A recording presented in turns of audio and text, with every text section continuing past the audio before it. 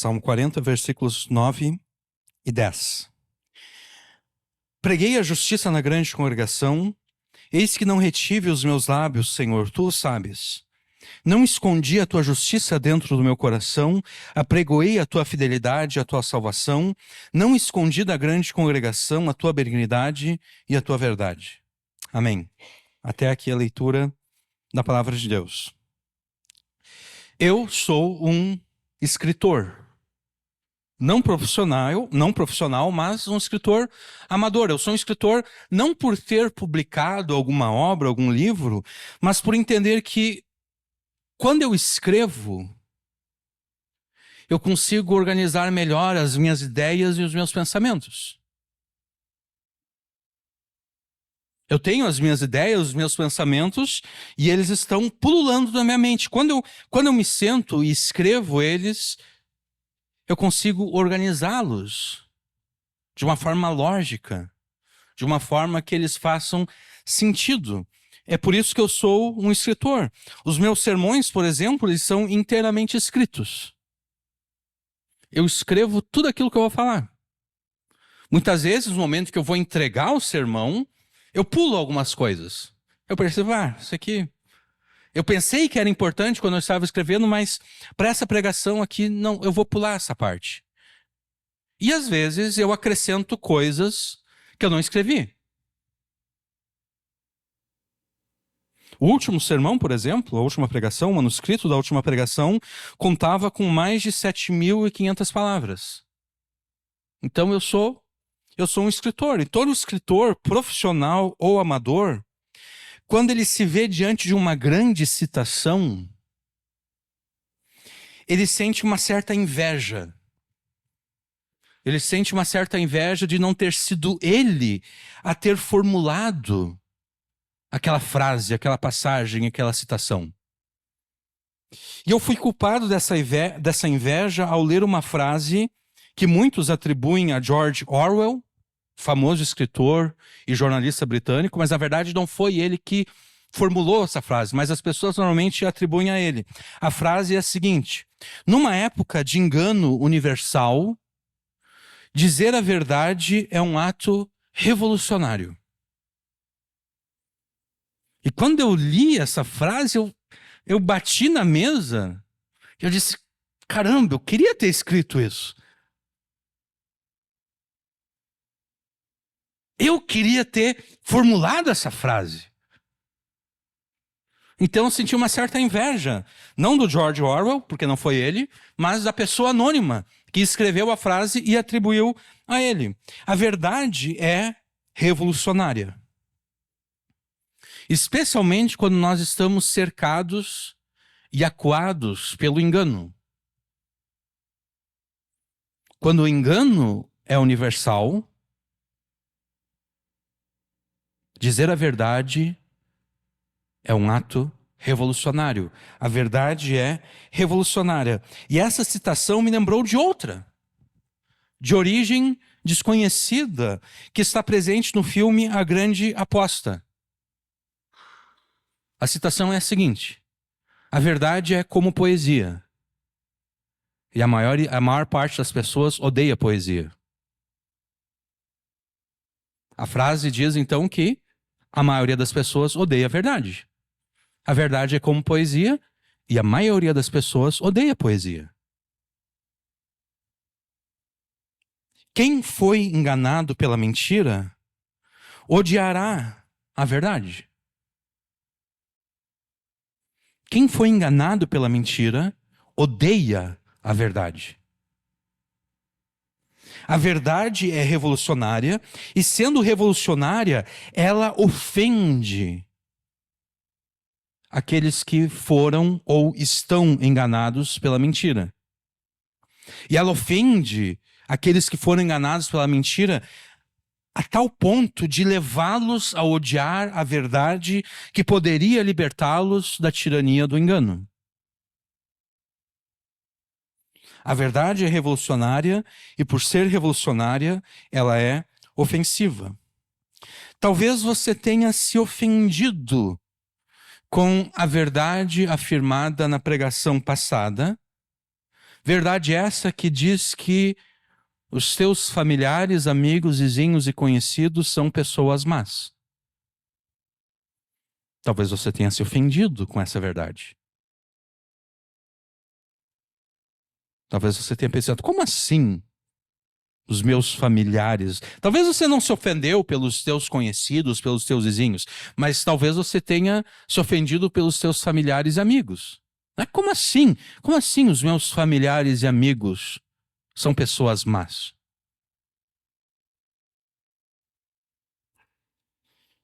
Comparados com o pior que a humanidade tem a oferecer, certamente os seus familiares, amigos, vizinhos e conhecidos são pessoas boas.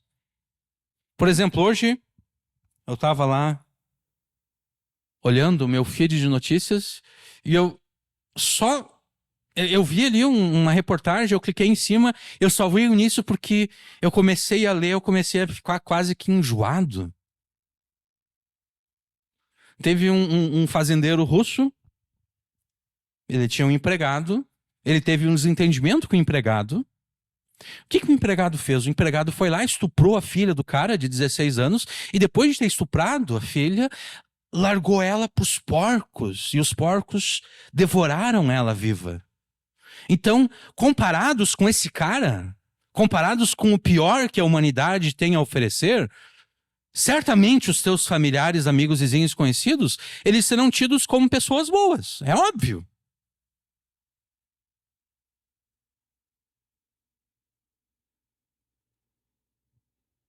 Ocorre que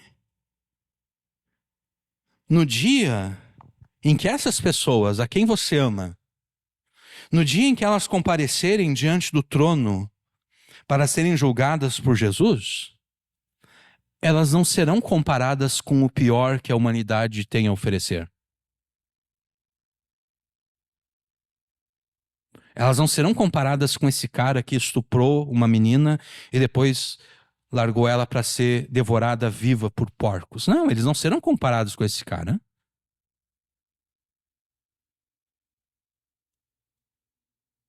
Quando os teus familiares, amigos, vizinhos e conhecidos comparecerem diante do trono para serem julgados por Jesus, eles serão comparados com o caráter bom e justo de Deus.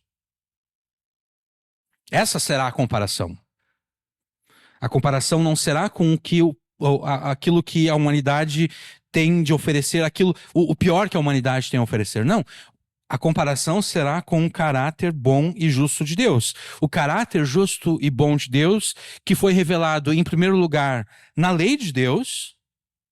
Então, em segundo lugar, foi revelado em Jesus.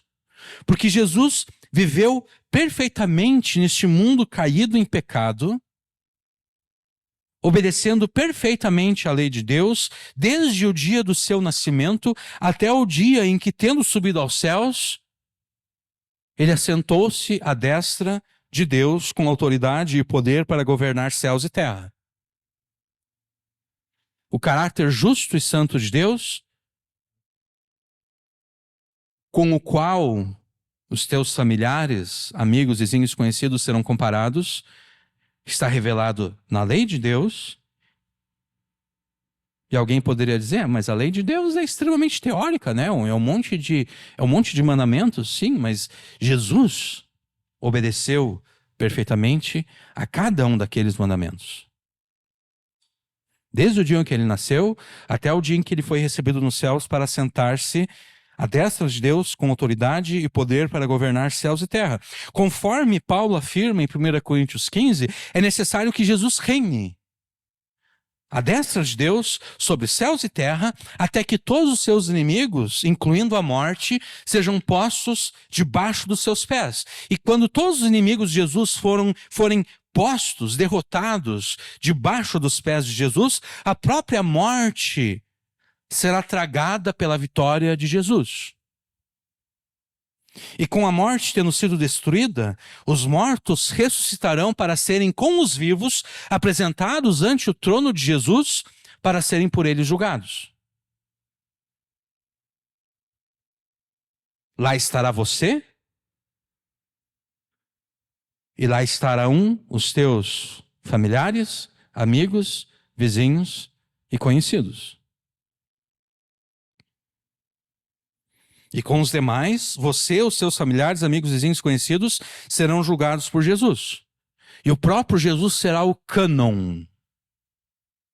O próprio Jesus será a régua de medida. O próprio Jesus será o padrão contra o qual todos serão medidos e julgados.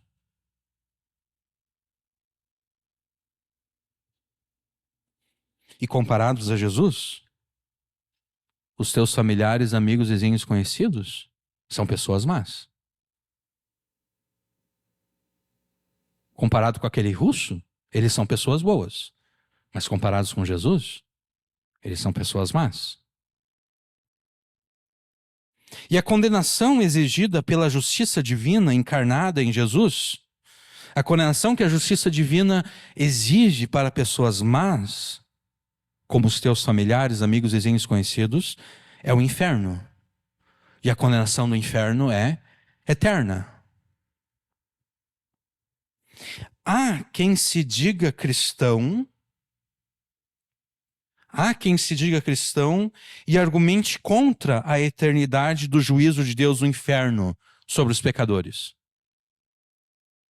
Há quem se diga cristão e diz, não, o inferno não será eterno. Essa heresia foi popularizada nos últimos anos no meio evangélico por Daniel Mastral, antes da sua morte. E segundo ele, a duração máxima do juízo de Deus no inferno deve ser o tempo que cada indivíduo viveu neste mundo. Então, se alguém viveu por 80 anos pecando contra Deus, né, um homem, uma mulher, eles nascem, eles chegam aos 80 anos, então morrem. E eles morreram na sua incredulidade, eles morreram em pecado. Diz o Daniel Mastral e outros, ou dizia o Daniel Mastral antes da sua morte, dizia o Daniel Mastral e outros que não, esse senhor de 80 anos, essa senhora de 80 anos que morreu na incredulidade, que morreu em pecado, não. Eles não serão condenados eternamente ao inferno. Eles serão condenados ao inferno, sim, mas a condenação deles durará por 80 anos. Durará pelo período em que eles viveram neste mundo pecando contra Deus. Se tem alguma outra pessoa que morreu aos 40 anos, aos 50 anos, essa pessoa ficará no inferno por 40 anos, por 50 anos. Aquele outro lá alcançou 100 anos, ele vai ficar no inferno por 100 anos. Não será um castigo eterno. Esse argumento, ele é idólatra. Esse tipo de argumentação é idólatra, porque quem argumenta dessa forma, quem afirma algo assim, desconsidera a primazia e a centralidade de Deus sobre toda a realidade criada. E no lugar da primazia e centralidade de Deus, essa pessoa afirma a centralidade e a primazia do homem. Idolatria semelhante é perpetrada pelo adventismo do sétimo dia e outras seitas que afirmam que o inferno e os que para lá forem mandados serão aniquilados quase que instantaneamente. Então Daniel Mastral afirma que o pecador que morreu aos 80 anos ficará 80 anos no inferno. O adventismo do sétimo dia e outras seitas afirmam, não. Quando as pessoas forem condenadas ao inferno, elas serão jogadas no inferno, e o inferno é tal qual uma fornalha. Deus vai tacar fogo lá, e o fogo vai consumir quem estiver lá dentro.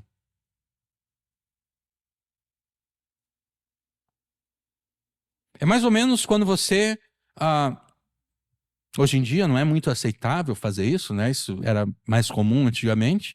Mas de repente você tem algumas árvores no teu terreno né? E você tem que podar aquelas árvores, você poda os galhos daquelas árvores e você não tem o que fazer com aqueles galhos, o que você faz, né? Você junta tudo num montão e toca fogo, né?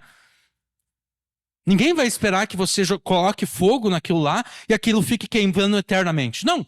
Você entende que ao colocar fogo, o fogo vai consumir aqueles galhos, aquelas folhas. Então é isso que o Adventismo do sétimo dia e outras seitas afirmam. Deus vai condenar as pessoas ao inferno, Deus vai jogar as pessoas no inferno e Deus vai acender aquela fornalha. E o fogo vai consumir as pessoas. É uma aniquilação. De modo que a morte eterna não é eterna de forma alguma, né? Porque uma morte eterna é uma morte que nunca acaba. A pessoa eternamente está morrendo. A idolatria dessas posições antibíblicas acerca da condenação no inferno decorre do desprezo, do seu desprezo pela eternidade e santidade de Deus. Desprezo também contra a infinitude da dignidade e honra de Deus. E para entender isso, é fácil. Considere, por exemplo, a ofensa causada por um tapa no rosto de alguém. Não um soco. Eu não estou pensando num soco, eu estou pensando num tapa. O tamanho da ofensa e o castigo do ofensor serão proporcionais à honra e à dignidade da pessoa que foi esbofeteada. Né? Se a pessoa esbofeteada for um cidadão comum, você ou eu, dificilmente o autor do tapa vai enfrentar alguma sanção jurídica. Ainda que a gente arraste essa pessoa para o tribunal, dificilmente um juiz vai condenar essa pessoa por ter desferido um tapa no nosso rosto. Mas e se a pessoa que foi esbofeteada for o presidente da República? Aí já muda um pouquinho, né? Não porque o presidente da República seja melhor do que qualquer um de nós, mas exatamente em função do cargo que ele ocupa, né? O presidente da República representa o Estado brasileiro.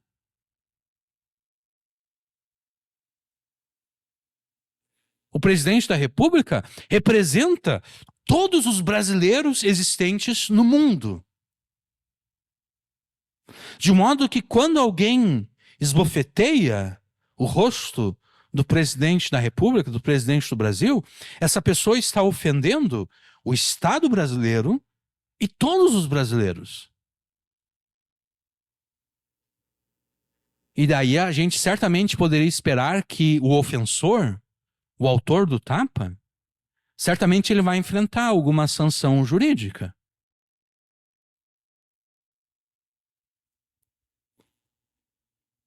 O tamanho da ofensa e o castigo do ofensor serão proporcionais à honra e à dignidade da pessoa que foi esbofeteada. Cada pecado cometido pelos seus familiares, amigos, vizinhos e conhecidos ofende a dignidade e a honra de Deus. Cada pecado que eles cometem é como se eles estivessem se apresentando diante de Deus e dando um tapa na cara de Deus. E cuspindo na cara de Deus.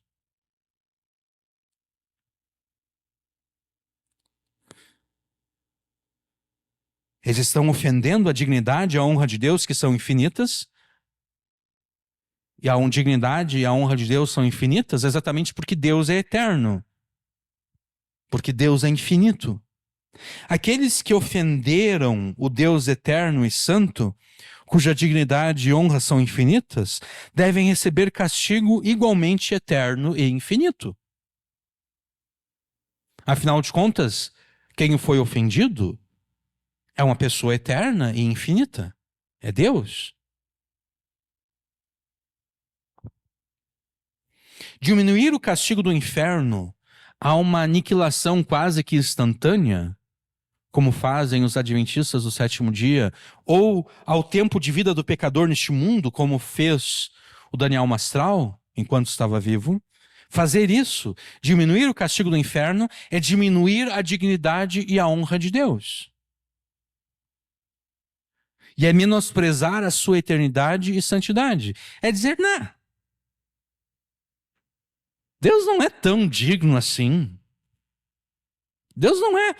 A honra de Deus não é essa coisa toda para que pecadores sejam condenados eternamente ao inferno por terem ofendido Ele. Não, Deus não é essa coisa toda. Ele não é tão digno assim, a sua honra não é tão grande assim. Ele não é tão infinito quanto ele afirma ser.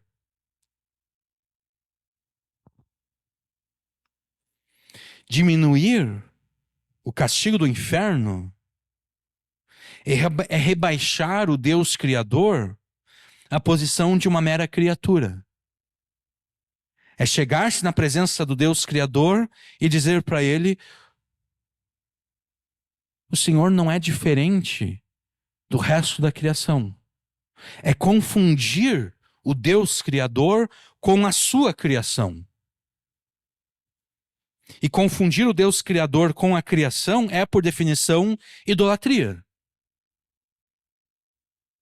Conforme Paulo argumenta em Romanos 1.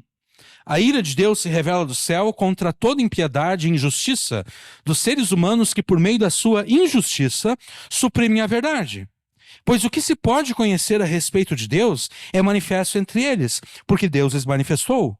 Porque os atributos invisíveis de Deus, isto é, o seu eterno poder, a sua divindade, claramente se reconhecem desde a criação do mundo, sendo percebidos por meio das coisas que Deus fez.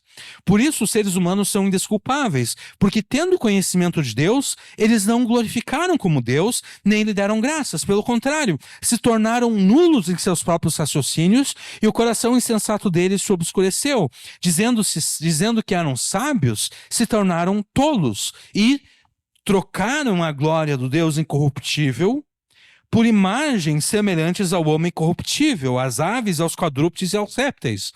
Por isso Deus os entregou à impureza pelos desejos do coração deles, para desonrarem o seu corpo entre si.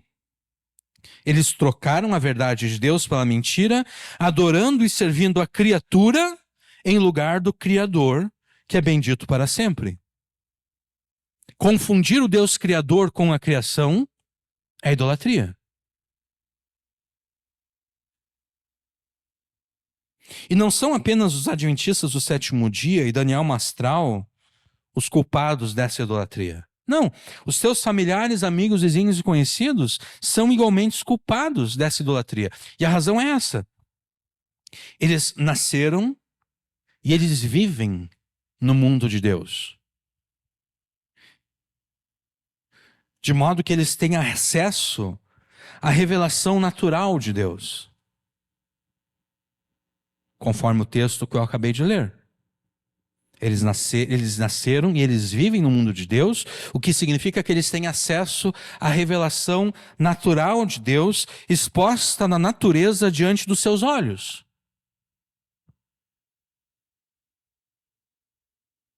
Que é o que Paulo afirmou aqui, né? Os atributos invisíveis de Deus, isto é, o seu eterno poder e a sua divindade, claramente se reconhecem desde a criação do mundo, sendo percebido por meio das coisas que Deus fez. O que Paulo está argumentando é o seguinte, quando as pessoas observam a criação de Deus, observam o mundo que existe ao seu redor. Quando as pessoas observam o mundo que existe ao seu redor, elas estão tendo acesso à revelação natural de Deus. Revelação natural no sentido de que Deus revelou-se na natureza.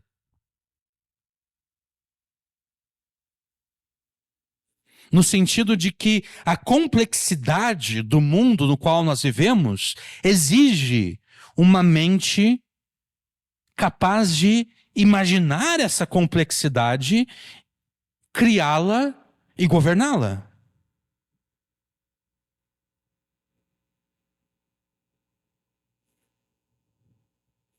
É impossível que de algo simples surja algo complexo.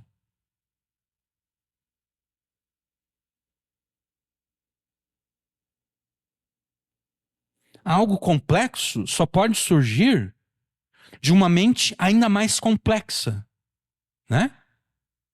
É necessário, por exemplo, as pessoas hoje,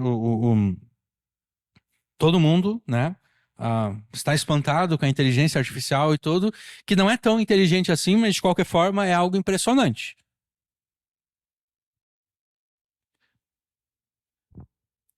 É necessário uma mente mais inteligente que a inteligência artificial para criar a inteligência artificial, né?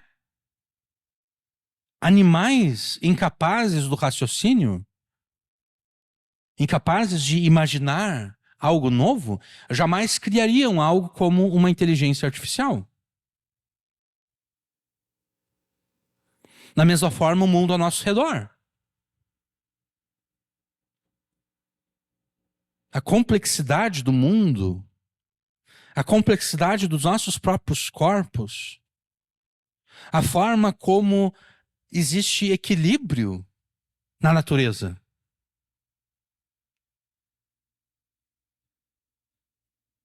De modo que nós temos, por exemplo, lagartixas que comem moscas e outros bichinhos que a gente não gosta tanto. E essas lagartixas, elas se tornam presas de outros animais. Por quê?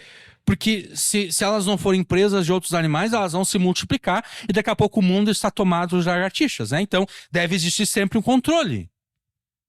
Então, sempre tem um animal que se alimenta de outro, mas existe outro que está acima da cadeia alimentar, né? Está no nível acima na cadeia alimentar, que se alimenta desse aqui. Então, existe um equilíbrio. De modo que, se de repente nós eliminarmos esse equilíbrio, daqui a pouco há um descontrole completo.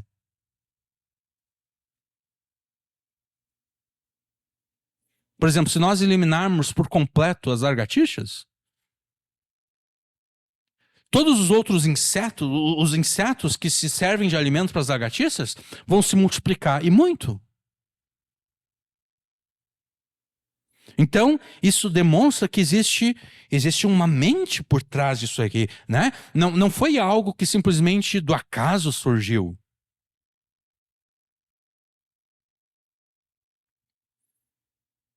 A gente pode pensar na teoria da evolução que não faz nenhum sentido. Eu sempre imaginei, eu sempre fiquei pensando por que será? Será que é só eu ou outras pessoas que também experimentam isso? Eu notei que quando eu respiro profundamente, eu noto que o ar entra com mais facilidade em uma das minhas narinas e na outra não. E eu fiquei pensando, por que será que é só eu que é assim? Ou será que as demais pessoas também são assim? O ar entra com maior velocidade numa das narinas e na outra uma velocidade menor. E eu resolvi pesquisar no Google. E o que eu descobri foi o seguinte: existem odores, cheiros, que só podem ser percebidos quando o ar entra de forma mais lentamente no nariz. Então, ao longo do dia, o nosso organismo ele vai fazendo uma espécie de revezamento entre as duas narinas. Num período, a narina esquerda, naquela narina ali, ela vai, digamos assim, não sei agora como que funcionaria a mecânica, mas de qualquer forma vai acontecer alguma alteração nela que o ar vai entrar mais lentamente nela, enquanto na narina direita o ar vai entrar mais veloz. E daqui a pouco troca, vai revezando uma com a outra ao longo do dia, exatamente para que nós sejamos capazes de detectar aqueles odores que precisam de um ar, que o ar entre com maior velocidade, e aqueles odores que só podem ser detectados quando o ar entra numa velocidade menor. A evolução jamais poderia criar isso. Pela simples razão. para que alguém pudesse, para que o corpo humano automaticamente se adaptasse a isso, seria necessário que as células tivessem que as células que formam, né, todo esse sistema aqui do nosso olfato, seria necessário que elas tivessem consciência disso, que elas tivessem consciência que existem odores que são detectados apenas quando o ar entra numa velocidade maior e aqueles que só são detectados quando o ar entra numa velocidade menor. As próprias células deveriam ter consciência disso e elas teriam que, por si só,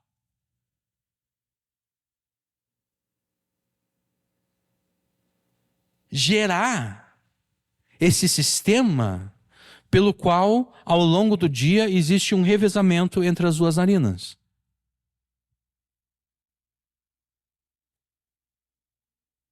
Imagina só uma pessoa.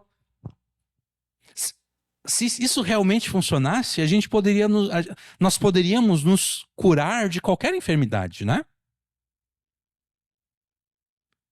Imagina só, eu sou o primeiro ser humano que percebeu, existem cheiros que só são possíveis de serem sentidos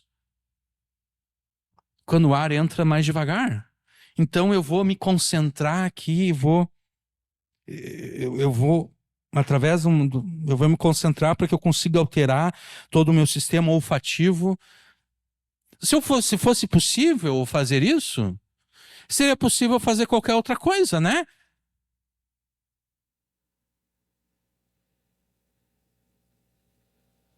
Eu tô com um tumor em tal lugar. Bom, então eu vou me concentrar e eu vou comandar o meu próprio corpo para que ele cure aquele tumor, para que ele expurgue aquele tumor. Mas não é assim que funciona. Então, a complexidade da natureza, a complexidade dos nossos próprios corpos, é Deus se revelando à humanidade. O que se pode conhecer a respeito de Deus é manifesto entre eles, porque Deus os manifestou. Porque os atributos invisíveis de Deus, isto é, o seu eterno poder e a sua divindade, claramente se conhecem desde a criação do mundo, sendo percebido por meio das coisas que Deus fez. Por isso, os seres humanos são indesculpáveis. Por quê? Porque tendo conhecimento de Deus, não o glorificaram como Deus, nem lhe deram graças. Pelo contrário, se tornaram nulos em seus próprios raciocínios e o coração insensato deles se obscureceu. Dizendo que eram sábios, se tornaram tolos e trocaram a glória do Deus incorruptível por imagens semelhantes ao ser humano corruptível, às aves, aos quadrúpedes e aos répteis. Tendo conhecimento de Deus, não o glorificaram como Deus. Os teus familiares, amigos, vizinhos e conhecidos são culpados de idolatria, e a razão é essa. Eles têm acesso à revelação natural de Deus, exposta na natureza diante dos seus olhos, e também impressa nos seus corações e consciências. Porque mais adiante, Paulo argumenta da seguinte forma: assim, todos os que pecaram sem lei, também sem lei perecerão. E todos os que pecaram debaixo da lei serão condenados pela lei, porque justos diante de Deus não são aqueles que somente ouvem a lei, mas são aqueles que praticam a lei que serão justificados. Quando, pois, os gentios que não têm lei, os gentios a quem Deus não se revelou, né? Os gentios a quem Deus não revelou os 10 mandamentos. Aqui, em Romanos 1, Paulo está argumentando contra os gentios. Em Romanos 2, Paulo está argumentando contra os judeus. Né? Quando, pois, os gentios que não têm lei, a quem Deus jamais se revelou e disse, olha, estão aqui os meus 10 mandamentos. Quando os gentios que não têm lei fazem por natureza o que a lei ordena, eles se tornam lei para si mesmos. Por que esses gentios, por que os povos antigos, que eram contemporâneos de Israel, por que esses povos antigos, que não tinham acesso à lei de Deus, que não receberam a revelação especial de Deus, que não receberam as 2 tábuas da lei e que não sabiam que o homicídio é um pecado, por que todos esses povos consideravam o homicídio um pecado, um crime? Por que todos esses povos, ao estabelecerem os seus sistemas judiciais, eles consideravam que mentir num tribunal, prestar falso testemunho, era algo errado e imoral? Eles não receberam a lei de Deus, eles não receberam, por meio de Moisés, os 10 mandamentos, do qual o nono é: não prestarás falso testemunho.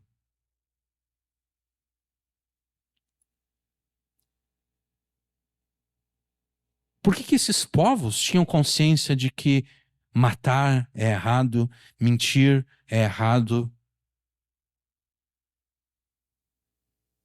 Eles tinham eles sabiam disso porque na consciência deles Deus se revelou.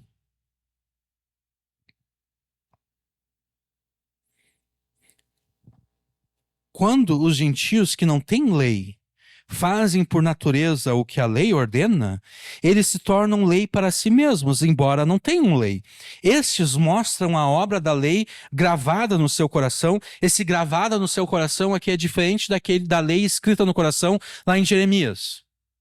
Lá em Jeremias, quando Deus fala da nova aliança, que a lei será escrita no coração, lá é a lei escrita no coração no sentido de mudar a disposição interior daquela pessoa de modo que ela ame a lei de Deus e queira obedecê-la. Gravar aqui no coração, mostra uma obra da lei gravada no coração, é simplesmente a pessoa instintivamente, ela sabe que se ela tirar a vida de alguém,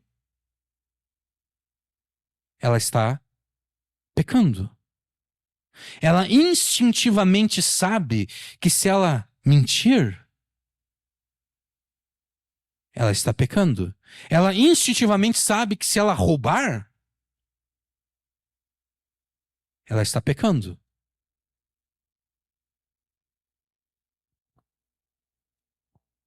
Estes mostram a obra da lei gravada no seu coração, o que é confirmado pela consciência deles e pelos seus pensamentos conflitantes, que às vezes os acusam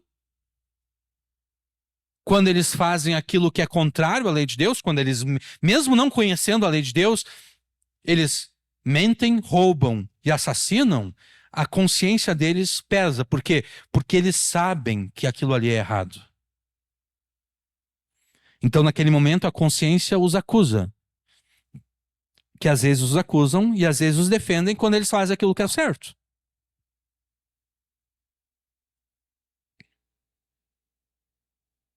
Os teus familiares, amigos, vizinhos, conhecidos, então, são culpados daquela idolatria de que Paulo trata em Romanos 1, exatamente porque eles têm acesso à revelação natural de Deus, exposta diante dos seus olhos na natureza e impressa nos seus corações e consciências, e apesar dessa revelação natural de Deus, eles desprezam o conhecimento de Deus. Tendo conhecido a Deus, os seus familiares, amigos, vizinhos e conhecidos não o glorificaram como Deus. Porque não se engane, o teu familiar incrédulo, ele conhece a Deus. Paulo afirma que ele conhece a Deus. Ele conhece a Deus, mas ele não glorifica a Deus como Deus. Da mesma forma, os teus amigos, vizinhos e conhecidos, eles conhecem a Deus.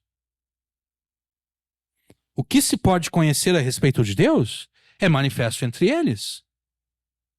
Eles sabem quem Deus é, e é por isso que eles odeiam a Deus. Eles sabem quem Deus é, e é por isso que eles odeiam a Deus. É por isso que eles, por meio da sua injustiça, suprimem a verdade desse conhecimento de Deus.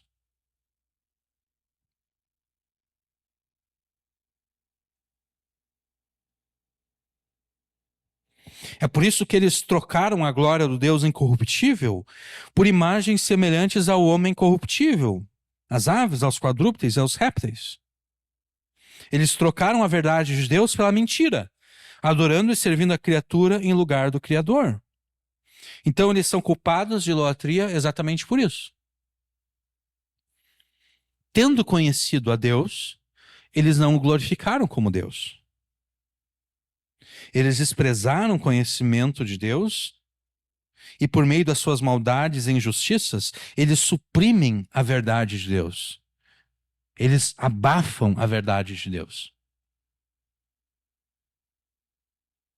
Eles trocaram a verdade de Deus pelas mentiras dos seus ídolos.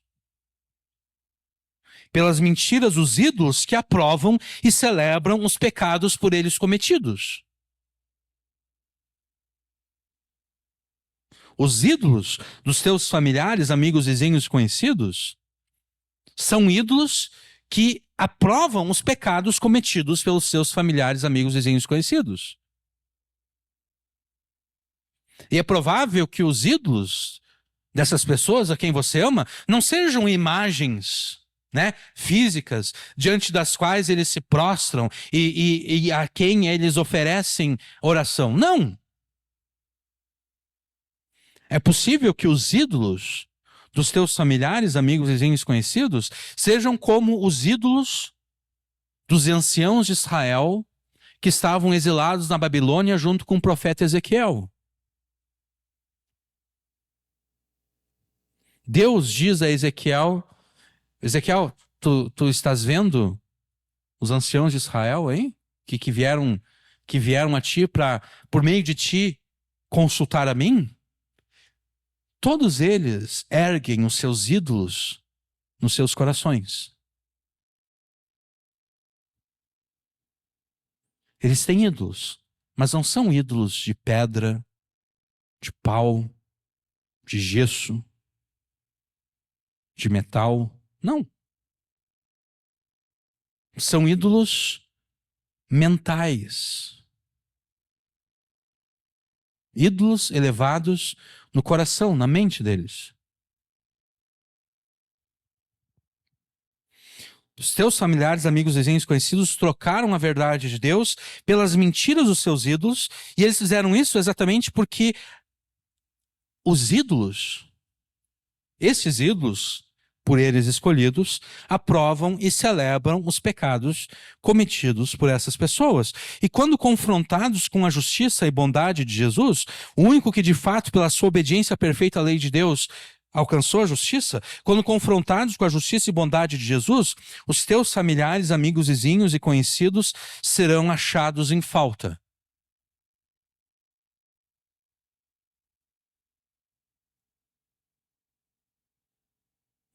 Parafraseando aquilo que Deus afirma através do profeta Daniel, eles serão pesados e eles serão achados em falta. Foste pesado e achado em falta. A imagem por trás dessa declaração é de uma balança, né? Aquelas balanças de 2 pratos, onde o peso se descobre pela comparação, né? Você coloca um peso padrão aqui, e você coloca, ou melhor, primeiro você coloca aquilo que você quer saber, né? Você coloca, digamos, um pedaço de carne aqui, então o prato, né? Afunda, o outro levanta, e você começa a colocar outros pesos aqui, até que tudo esteja equilibrado. Quando tudo estiver equilibrado, você vai saber, eu coloquei um peso de 1 quilo, outro de 300 gramas, outro de 50, equilibrou, então nós temos aqui 1 quilo e 350 gramas de carne. Pesado foste e foste achado em falta.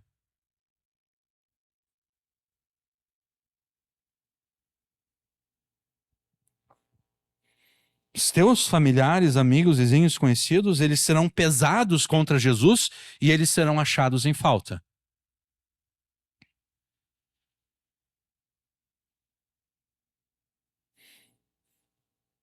Pelas suas idolatrias, pelos seus pecados, Assim como todos os pecadores, os seus familiares, amigos, vizinhos e conhecidos demonstraram não ter nem a condição e nem o desejo de ouvir e tampouco obedecer à lei de Deus com perfeição. A única esperança, então, que eles têm de serem salvos da condenação eterna é a justificação. É serem declarados justos por Deus, não em função das suas obras, mas em função das obras de Jesus.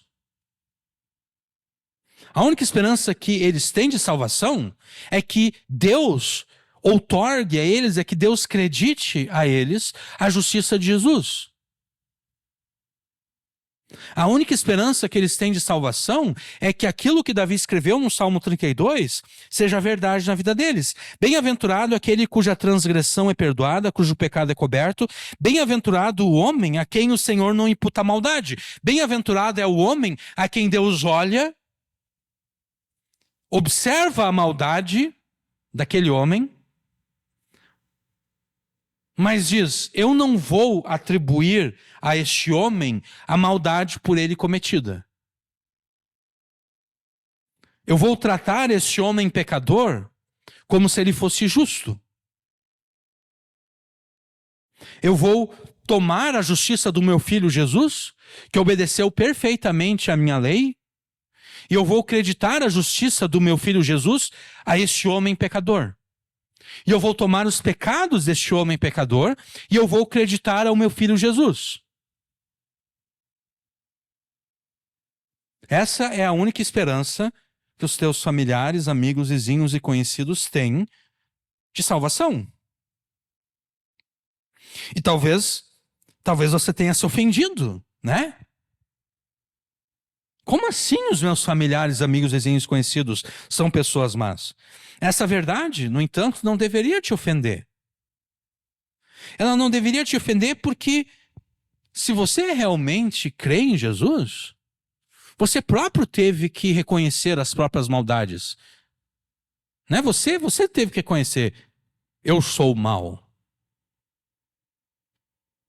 Ninguém recebe a salvação de Deus, a salvação de Jesus, aproximando-se de Deus dizendo: eu sou bom. Não. Se alguém recebe a salvação, se alguém recebe a justificação, essa pessoa recebeu porque ela se apresentou diante de Deus e disse a Deus: eu sou mau. Todos esses meus pecados demonstram que eu sou uma pessoa má.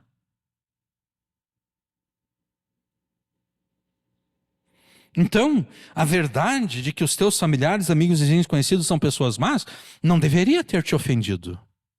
E não deve te ofender. Porque se você permanecer ofendido com essa verdade, você negará a eficácia do evangelho para si próprio, como também impedirá que as pessoas por você amadas recebam pela fé em Jesus a vida eterna. Então, se você ficou ofendido com o que foi dito na pregação passada, é necessário que você trate com tudo aquilo na tua vida que causou essa ofensa. É necessário que você vença essa ofensa. E então, depois de ter vencido a ofensa causada pela verdade de Deus, é necessário que você não tenha medo de ofender os teus familiares, amigos e conhecidos. Isso se de fato você deseja que eles sejam salvos. Você não pode ter medo de ofendê-los. É porque eles estão enganados pelos seus pecados. Eles trocaram a verdade de Deus pela mentira dos seus ídolos.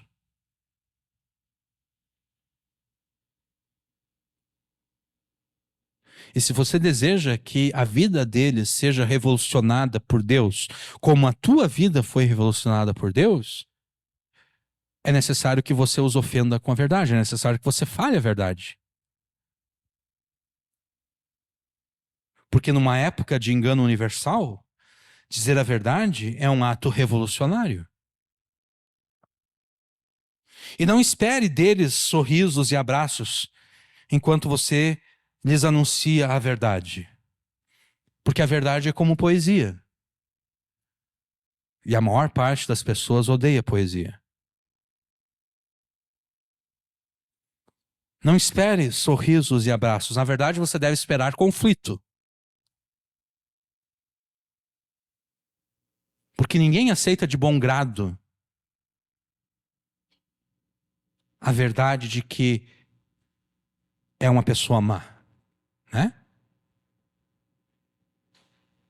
Se alguém chegasse em você e dissesse, tu é uma pessoa má, cara? Essa pessoa tá puxando briga com você, né? Ao pregar o evangelho aos seus familiares, amigos, vizinhos, conhecidos, você está puxando briga com eles. Você não deve esperar sorrisos e abraços, você deve esperar conflito. O mesmo conflito que Jesus teve com a sua audiência.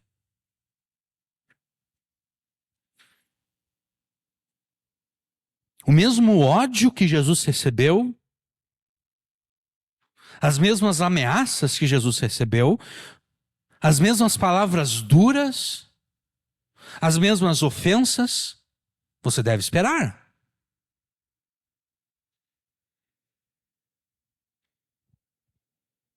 É necessário, se você realmente quer que os teus familiares, amigos, vizinhos e desconhecidos sejam finalmente libertos da tirania do engano e da tirania do engano do pecado de Satanás, é necessário que você os ofenda com a verdade de Deus.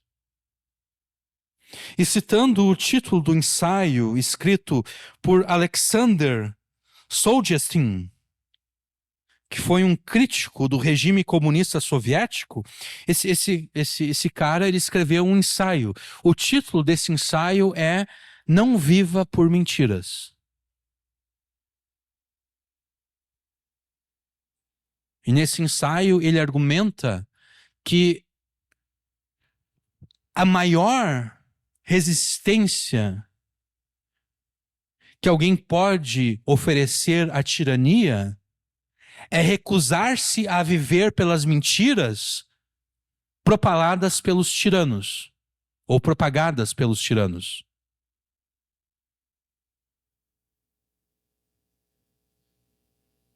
Não viva por mentiras. Tampouco permita que os teus familiares, amigos, vizinhos e conhecidos vivam por mentiras. Você que já foi liberto pela verdade de Jesus, viva pela verdade que te libertou e anuncie às pessoas a quem você ama essa mesma verdade, ainda que eles se sintam ofendidos pela verdade. Em pregação feita, essa talvez é a introdução mais longa que eu já tenha feito. Em pregação feita há 2 semanas, nós determinamos ser tua responsabilidade destruir as desculpas que as pessoas apresentam para não crer em Jesus e no Evangelho. É tua responsabilidade pregar a Escritura aos seus familiares, amigos, vizinhos, conhecidos, de modo a destruir todas as desculpas que eles apresentam para não crer em Jesus. Você deve pregar o Evangelho e você deve ouvir as desculpas que eles vão apresentar. Ah, não, mas eu não posso... Tem isso e aquilo... Você não pode passivamente ouvir as desculpas deles. Você deve ouvir as desculpas deles, e então você deve destruir essas desculpas.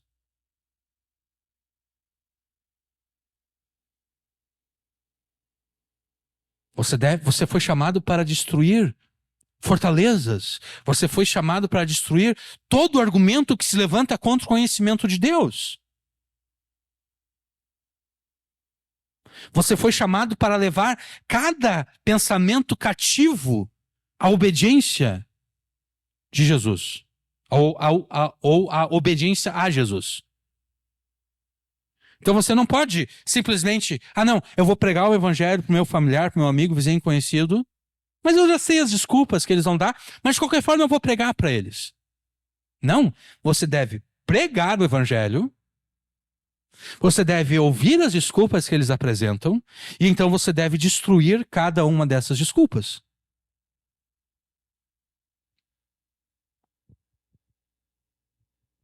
E você vai destruir cada uma dessas desculpas por meio de palavras e também por meio de atitudes. Isso nós vimos já desde a pregação antepassada. E em pregações passadas, o Espírito Santo, na primeira pregação que nós lidamos com esse tema, o Espírito Santo exigiu que você não seja cúmplice dos pecados dos seus familiares, amigos, vizinhos e conhecidos, e que você não faça deles cúmplices dos teus pecados. Na última pregação, o Espírito Santo demandou que você compare e contraste a injustiça dos seus familiares, vizinhos, amigos e conhecidos com a justiça de Deus. Você deve proclamar de viva voz e a plenos pulmões a justiça de Deus aos seus familiares, amigos, vizinhos e conhecidos, de modo a contrastar a injustiça deles com a justiça de Deus. E nos faltou tempo na última pregação para demonstrar como é que você fará isso por meio de atitudes. Por meio de atitudes práticas de obediência à lei de Deus.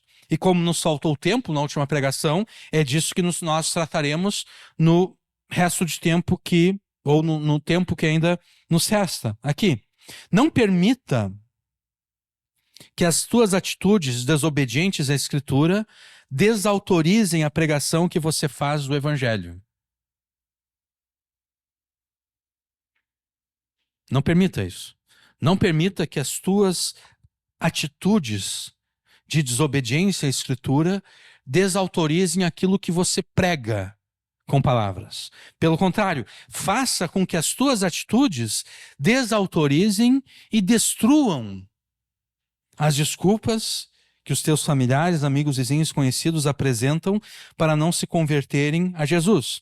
Então, com atitudes práticas de obediência à lei de Deus, compare e contraste a injustiça dos teus familiares, amigos, vizinhos e conhecidos com a justiça de Deus. E como nós avançamos já bastante no tempo, eu vou pular algumas coisas aqui que eu iria falar, que seriam uma espécie de recapitulação das pregações anteriores, e eu vou direto para a aplicação prática aqui, tá? Deixa eu procurar aqui no meu manuscrito. Tá, cheguei aqui.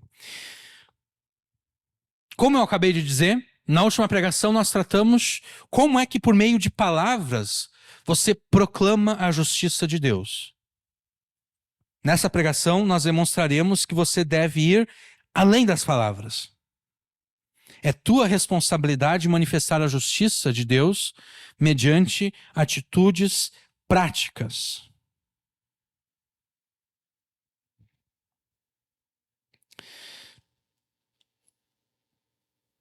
Você deve demonstrar aos teus familiares, amigos, vizinhos e conhecidos que eles serão julgados por Jesus no último dia. Você deve falar isso a eles, você deve proclamar isso a eles, que eles serão julgados por Jesus no último dia.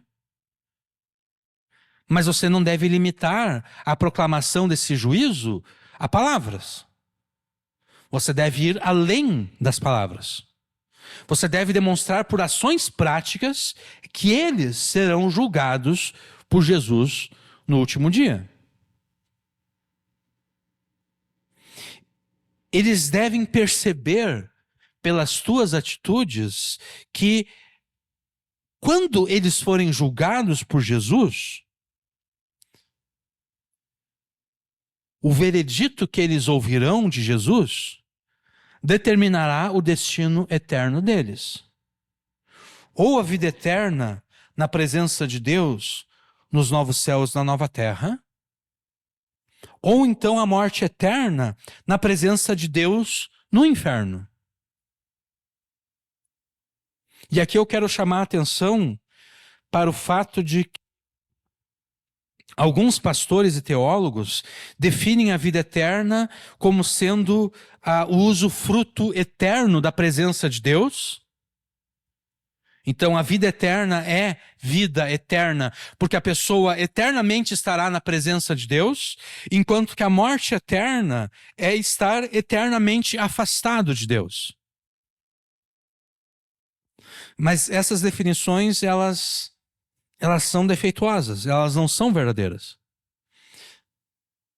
Tanto a vida eterna quanto a morte eterna são vivenciados na presença de Deus. Nos novos céus, na nova terra, os salvos por Jesus desfrutarão da vida eterna na presença misericordiosa e graciosa de Deus. No inferno, os pecadores sofrerão eternamente a morte na presença condenatória e iracunda de Deus. Então, não existe isso de que a vida eterna é experimentar a presença de Deus, enquanto que a morte eterna é estar eternamente afastado de Deus. Não. Os dois destinos eternos são vivenciados na presença de Deus. Aqueles que foram salvos experimentam a misericórdia e a graça de Deus eternamente. E aqueles que são condenados experimentam a condenação e a ira de Deus eternamente. Deus estará no inferno. O inferno é um inferno porque Deus está lá. Se Deus não estivesse lá, quem é que estaria punindo os pecadores? A gente tem essa ideia de que o inferno é o afastamento eterno da presença de Deus, exatamente porque nós estamos com aquela ideia ainda da era medieval, de que no inferno as pessoas são torturadas pelo diabo. Né? A gente ainda está com aquela ideia de que no inferno tem um grande caldeirão de fogo, as pessoas estão naquele caldeirão de fogo e o diabo e os demônios estão cada um com seus tridentes, enfiando seus tridentes nos pecadores. Nós estamos com essa ideia medieval de que o diabo está no inferno torturando os pecadores. Mas não é isso que a palavra de Deus ensina. Não, o diabo estará no inferno, não torturando, mas sofrendo junto com todos. E quem é que causa o sofrimento? Deus. Deus é quem causa o sofrimento do inferno. O inferno só é inferno porque Deus está lá. Porque a ira de Deus está lá. Se Deus não estivesse lá, o inferno não seria inferno. Mas voltemos aqui ao ponto principal. Mediante atitudes práticas, você deve demonstrar aos seus familiares, amigos, vizinhos, conhecidos, que eles serão julgados por Jesus no último dia, quando então um veredito expedido por Jesus determinará o destino eterno deles. Ou a vida eterna na presença de Deus nos céus, nos novos céus e na nova terra, ou a morte eterna na presença de Deus no inferno.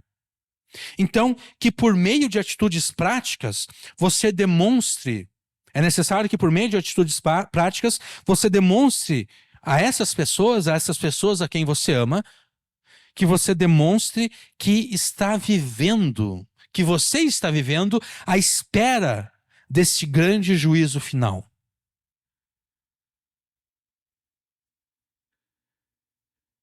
Que pelas tuas atitudes práticas, pelas quais você demonstra viver à espera desse juízo final, os teus familiares, amigos, vizinhos, conhecidos, sejam levados a fazer o mesmo. Que eles, ao observarem você vivendo à luz do juízo final, vivendo à espera do juízo final, que eles sejam levados a também viver à espera do juízo final. E como você fará isso? Como as tuas atitudes práticas demonstrarão que você vive à espera do juízo final?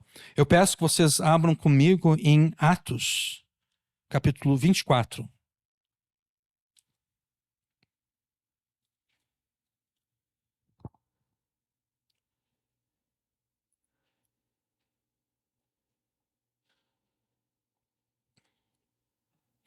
Atos 24, nós vamos ler a partir do versículo 10.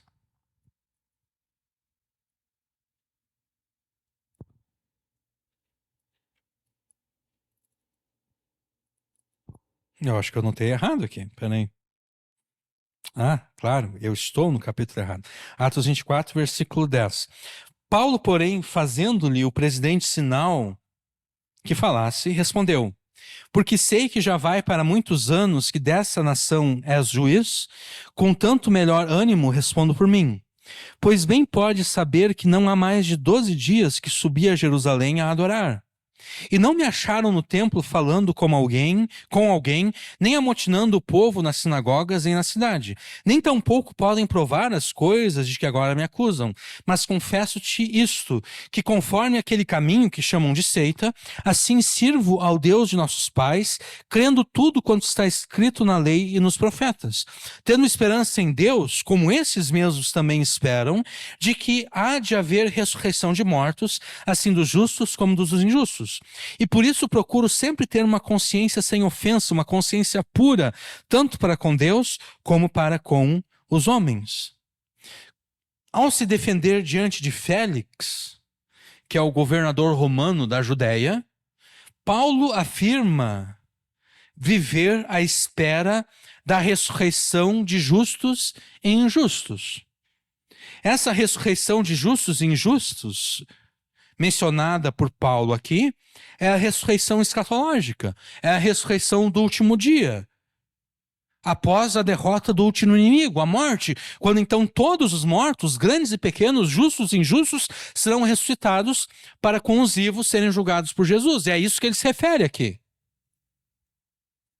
E como é que Paulo vivia à espera dessa ressurreição escatológica para o grande juízo final do último dia?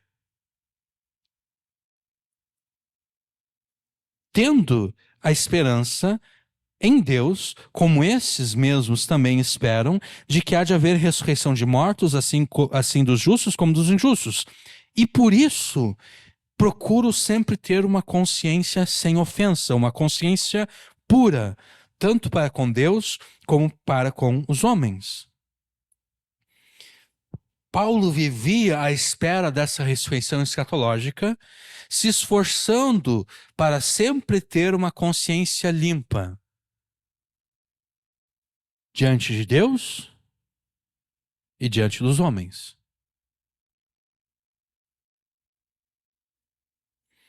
Por meio da sua vida, Paulo queria que as pessoas olhassem por ele e observassem nele alguém que vivia à luz desse juízo, que ele vivia à espera desse juízo.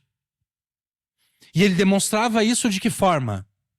Se esforçando para ter uma consciência pura diante de Deus e dos homens.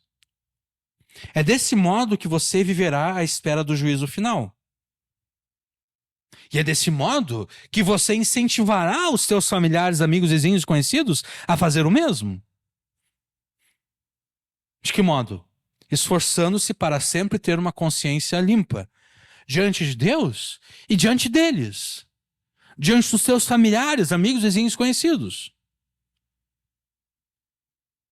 Então, não apenas para o teu próprio benefício, porque isso é para o teu benefício, mas não apenas para o teu próprio benefício, mas também para o benefício deles, para o benefício dos teus familiares, amigos, vizinhos, conhecidos, imite a Paulo. Enquanto você espera o último dia, enquanto você espera o dia da ressurreição e juízo escatológicos, se esforce para ter uma consciência limpa diante de Deus e diante deles. Como você cultivará essa consciência limpa? Como você cultivará essa consciência limpa diante de Deus e diante dessas pessoas?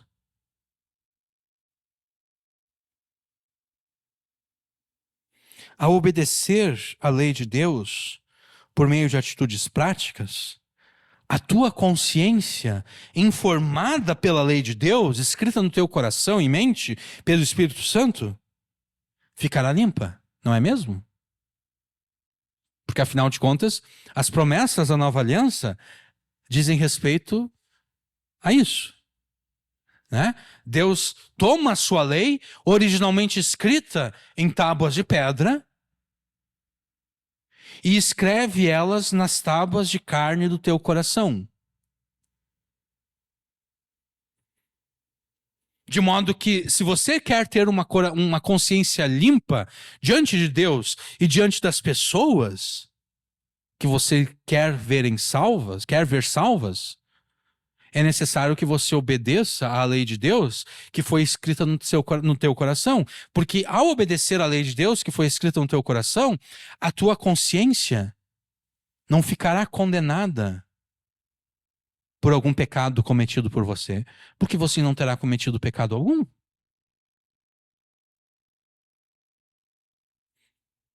Quando você peca, a tua consciência te condena. Por quê? Porque a tua consciência, ela está observando a lei de Deus e ela está observando o teu pecado. E ela soa o alarme.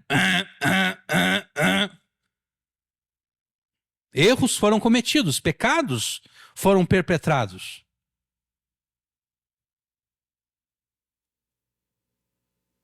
Essa é uma consciência condenada pelo pecado. Uma consciência limpa, uma consciência sem ofensa, é aquela que não precisa soar o alarme.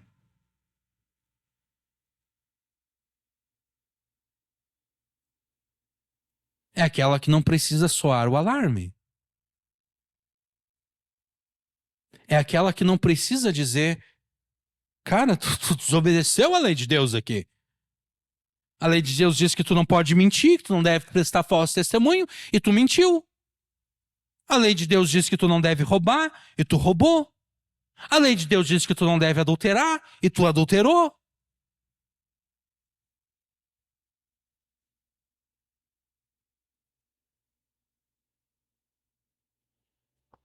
A tua consciência deve estar limpa, deve estar sem ofensa, não deve estar contaminada pelo pecado.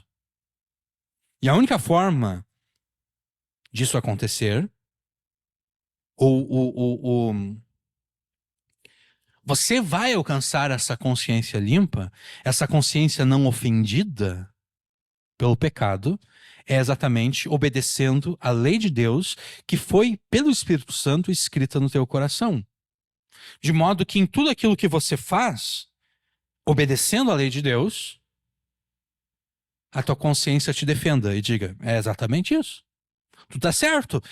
Por que tu tá certo? Tu tá certo porque tu fez aquilo que Deus ordena que tu faças. Tu obedeceu a lei de Deus, então tá tudo certo.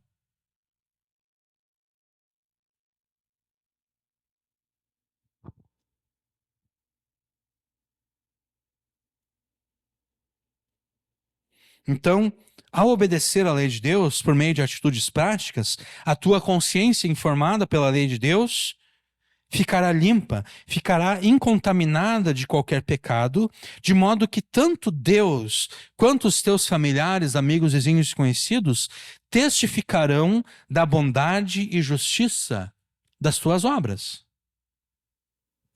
Vocês são a luz do mundo.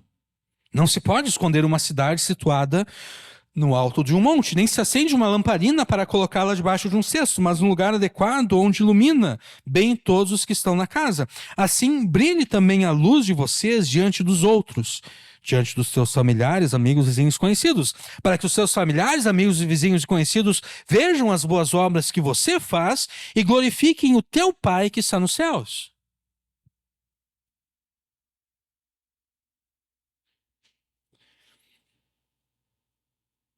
E talvez você esteja duvidando de que essas boas obras mencionadas por Jesus em Mateus 5,16 sejam realmente o resultado da tua obediência à lei de Deus por meio de atitudes práticas. E se você tem essa dúvida ainda, eu peço que você abra comigo exatamente em Mateus 5. E nós sanaremos essa dúvida de uma vez por todas.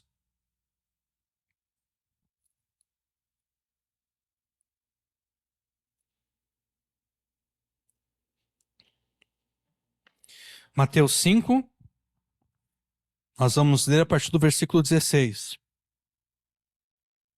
Assim resplandeça a vossa luz diante dos homens, para que vejam as vossas boas obras e glorifiquem a vosso Pai que está nos céus. Não cuideis que eu vim destruir a lei ou os profetas. Eu não vim destruir, eu vim cumprir. Porque em verdade vos digo que se que até que o céu e a terra passem, nenhum jota ou um tio jamais passará da lei sem que tudo seja cumprido. Qualquer, pois, que violar um desses mandamentos, por menor que seja, e assim ensinar aos homens, será chamado menor no reino dos céus. Aquele, porém, que os cumprir e ensinar, será chamado grande no reino dos céus. Porque vos digo que se a vossa justiça não exceder a dos escribas e fariseus, de modo nenhum entrareis no reino dos céus. Note como, logo após mencionar as boas obras, no versículo 16, Jesus passa a tratar acerca da lei de Deus. Para que vejam as vossas boas obras e glorifiquem a vosso Pai que está nos céus. Não pensem que eu vim destruir a lei ou os profetas. Eu não vim destruir, eu vim cumprir. Logo após mencionar as boas obras, no versículo 16, Jesus trata, ou passa a tratar, acerca da lei de Deus. E ele afirma que a sua missão não é revogar a lei de Deus. A missão de Jesus não é revogar a lei de Deus. A missão de Jesus é obedecer à lei de Deus e se assegurar que ela seja obedecida por todos aqueles que, mediante a graça e misericórdia de Deus manifestadas por Jesus, haverão de entrar no reino dos céus. Então, as boas obras do versículo 16, elas não podem ser outras obras a não ser aquelas que resultam da obediência à lei de Deus. As boas obras do versículo 16 não podem ser outras a não ser aquelas que resultam da obediência à lei de Deus. Muitos intérpretes bíblicos cometem o erro de pensar que quando, a partir do versículo 21, Jesus faz aquela série de declarações, ouvistes o que foi dito aos antigos, eu, porém, vos digo, a gente pode ler aqui, inclusive, o versículo 21, né? E o 22, ouvistes o que foi dito aos antigos, não matarás, mas qualquer que matar será réu de juízo. Eu, porém, vos digo. Muitos intérpretes, então, quando eles começam a perceber que Jesus está fazendo um certo contraste aqui, uma certa comparação, eles entendem que Jesus está se opondo à lei de Deus.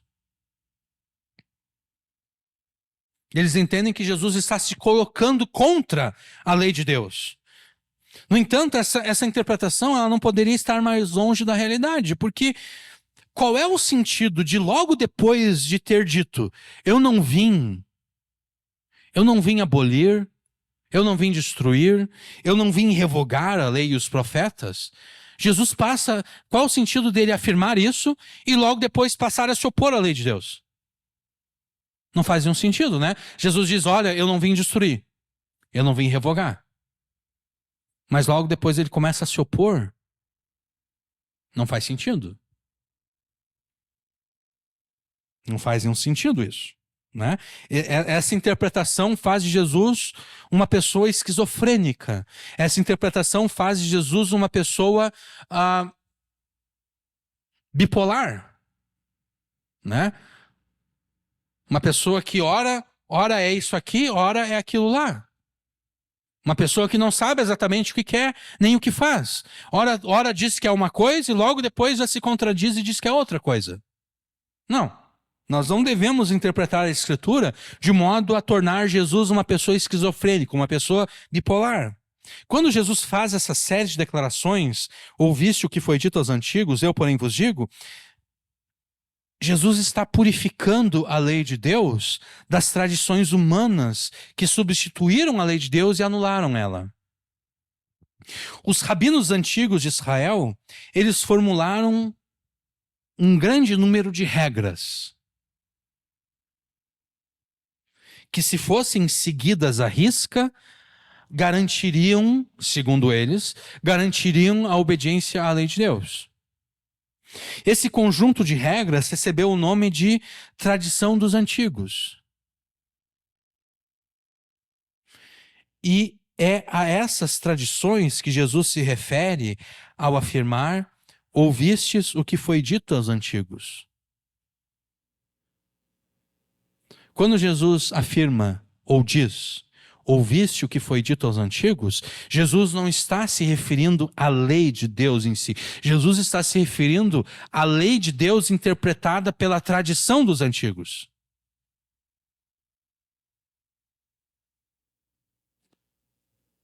Quando nós acrescentamos algo à Escritura, o que ocorre é que logo nós substituímos a Escritura por aquilo que nós acrescentamos a ela.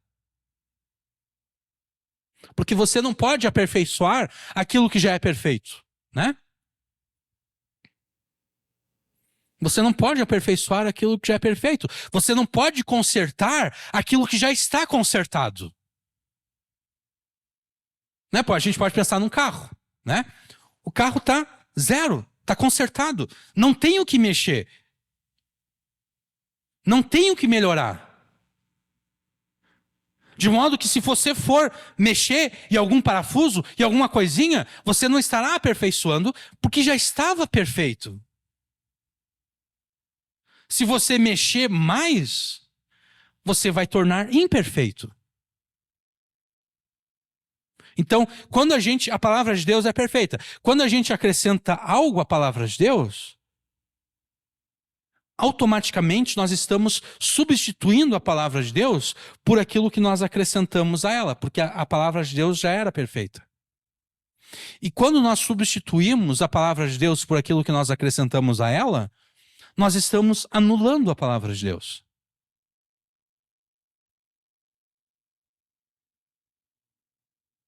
E é exatamente isso que a tradição dos antigos fez com a lei de Deus.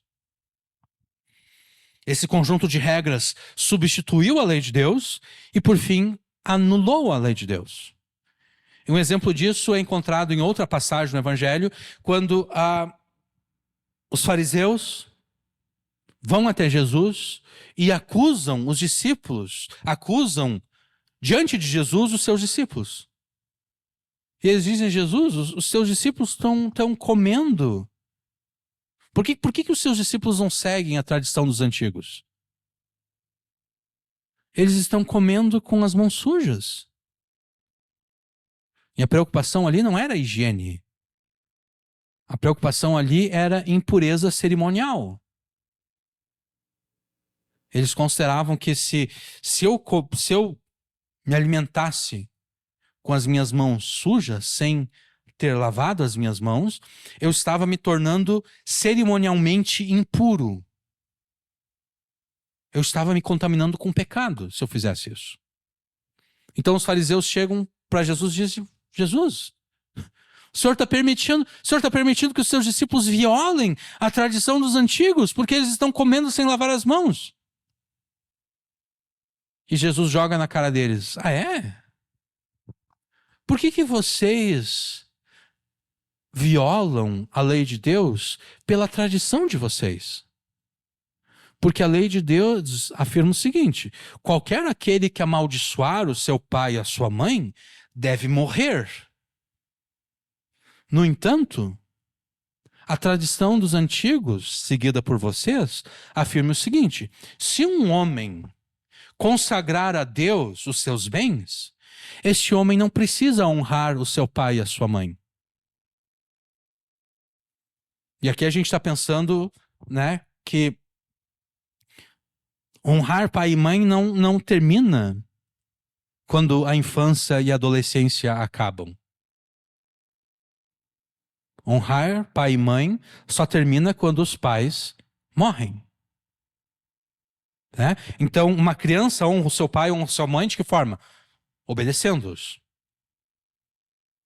Mas e quando esse filho, essa filha já são adultos, pessoas maduras, e agora os seus pais são idosos, não têm mais condição de trabalhar, muitas vezes não têm mais condição de cuidar de si mesmos, como é que esse filho, essa filha honrarão seu pai? Bom, fazendo provisão para as necessidades do seu pai e da sua mãe.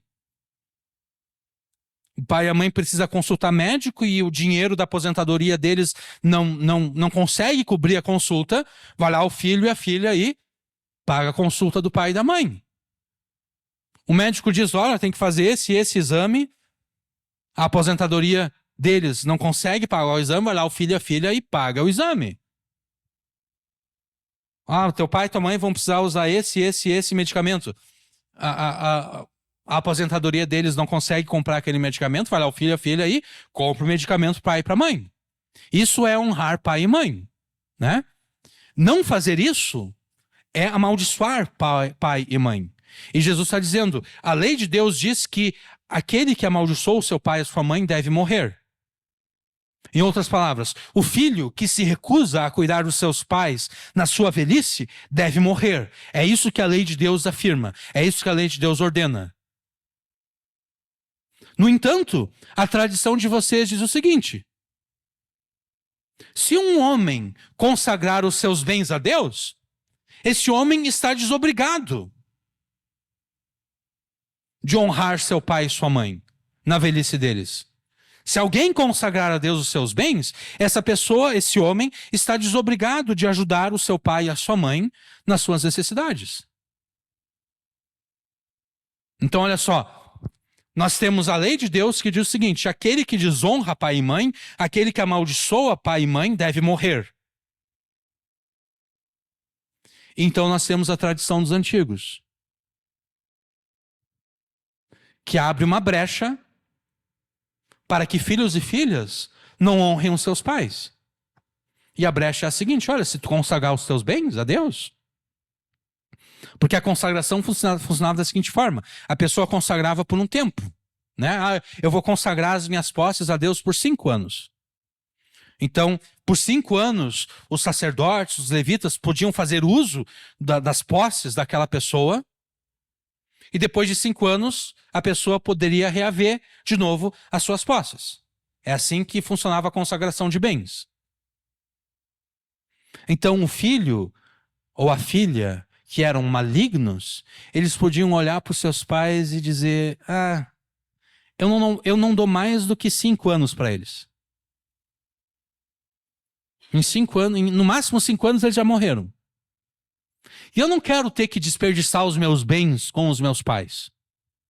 Né? Para que eu vou desperdiçar os meus bens com os meus pais se eu sei que mais cedo ou mais tarde eles vão morrer? Então sabe o que eu vou fazer? Para não desperdiçar os meus bens, os meus bens com os meus pais, eu vou consagrar os meus bens a Deus por 5 anos. Porque eu sei que dentro de 5 anos eles já estarão mortos. Eu vou consagrar por 5 anos os meus bens.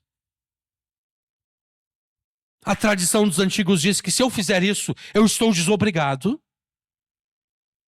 de honrá-los e vai estar tudo bem.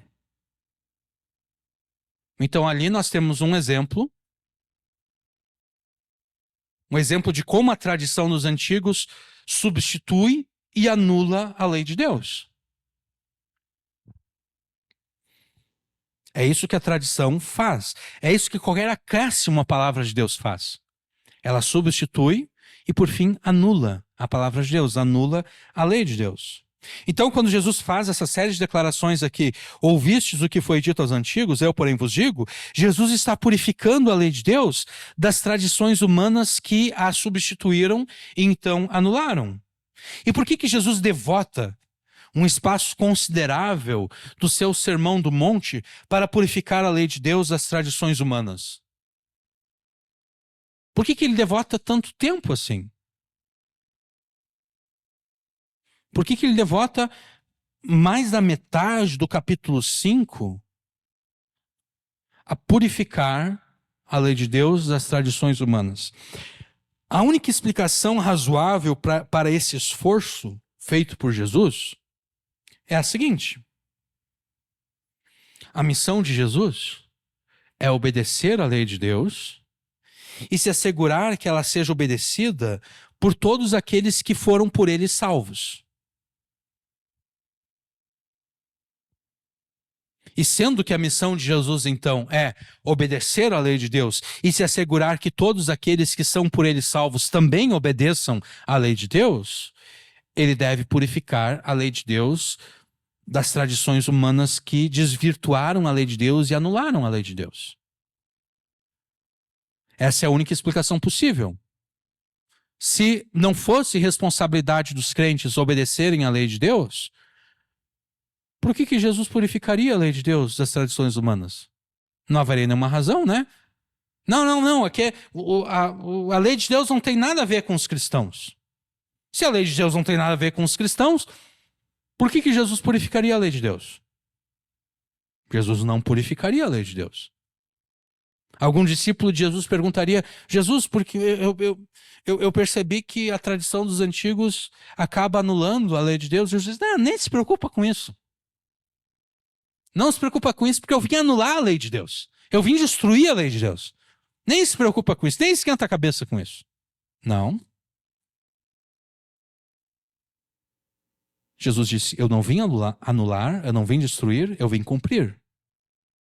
E a minha missão é cumprir a lei de Deus, obedecer a lei de Deus e garantir que aqueles que são salvos por mim também a cumpram, também a obedeçam.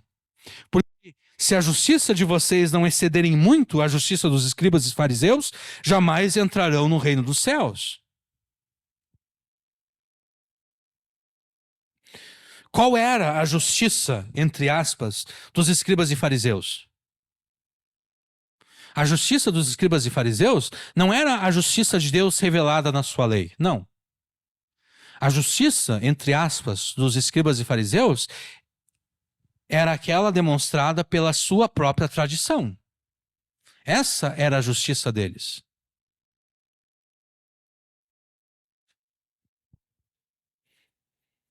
Aqueles que pela fé em Jesus foram justificados por Deus, essas pessoas deverão demonstrar uma justiça superior à justiça dos fariseus e escribas. E a única justiça superior é a justiça que surge a partir da obediência à lei de Deus. Não cometa, portanto, o mesmo erro dos escribas e fariseus. Não substitua e nem anule a lei de Deus por tradições e costumes humanos. Faça como Jesus.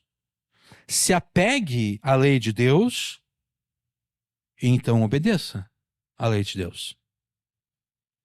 Esforce-se para obedecê-la, para obedecer à lei de Deus, não porque você aspira a ser justificado por aquilo que faz. Não. Você sabe que não é justificado pelas obras, porque você tem consciência que por mais que você se esforce, você jamais conseguirá obedecer perfeitamente à lei de Deus. Não, você não vai se esforçar para obedecer porque você acha que se eu me esforçar muito, eu vou conseguir obedecer perfeitamente e Deus vai me justificar pelas minhas obras. Não. Esforce-se para obedecê-la à lei de Deus, porque você foi justificado gratuita e graciosamente por Deus. Esforce-se para obedecer à lei de Deus, exatamente porque Jesus já obedeceu à lei de Deus perfeitamente em teu lugar.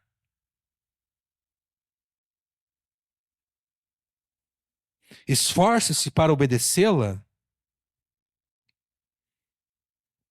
para que você não esteja entre aqueles que não entrarão no reino dos céus. Para que você não esteja entre aqueles que no dia do juízo serão colocados à esquerda.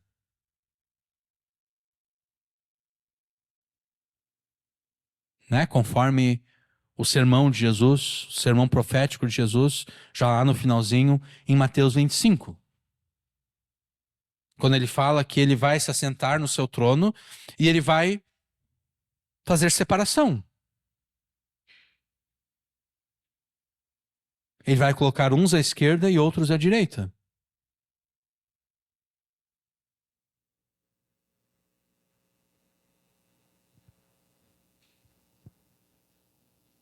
Conforme Paulo argumenta e ordena na sua epístola aos Romanos, apresente os teus membros como instrumentos da justiça de Deus.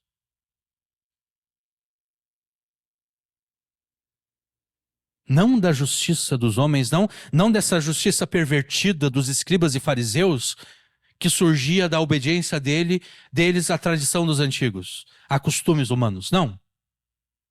Que os teus membros sejam instrumentos da justiça de Deus. Que os teus membros sejam instrumentos da justiça que surge a partir da tua obediência à lei de Deus. Portanto, não permitam que o pecado reine em seu corpo mortal, fazendo com que vocês obedeçam às suas paixões. Também não ofereçam os membros do corpo ao pecado, como instrumentos de injustiça. Mas como pessoas que passaram da morte para a vida, ofereçam a si mesmos a Deus e ofereçam os seus membros a Deus como instrumentos de justiça.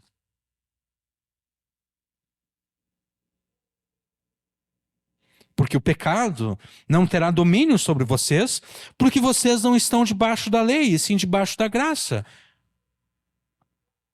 Então haveremos de pecar porque não estamos debaixo da lei, e sim debaixo da graça? De modo nenhum. Será que vocês não sabem que, ao se oferecerem como servos para a obediência, vocês são servos daqueles a quem obedecem, seja do pecado que leva à morte ou da obediência que conduz à justiça? Mas graças a Deus que, tendo sido escravos do pecado, vocês vieram obedecer de coração à forma de doutrina que foram entregues. E uma vez libertados do pecado, foram feitos servos da justiça. Falo em termos humanos por causa das limitações de vocês. Assim como ofereceram seus membros para que fossem escravos da impureza e da maldade que levam à maldade, assim ofereçam agora os seus membros para que sejam servos da justiça para a santificação. Não estamos debaixo da lei, no sentido que não estamos debaixo da maldição da lei de Deus, porque essa maldição já foi levada por Jesus. O não estar debaixo da lei não significa não estar obrigado a obedecer à lei de Deus. Porque até que a terra e o céu passem, a lei de Deus permanecerá. Nenhum J, nenhum tio, nem o menor sinal gráfico que está na lei de Deus passará até que tudo seja cumprido. E tudo só será cumprido quando os céus e a terra passarem, naquele dia em que Jesus haverá de julgar vivos e mortos, grandes e pequenos, fazendo distinção entre justos e injustos.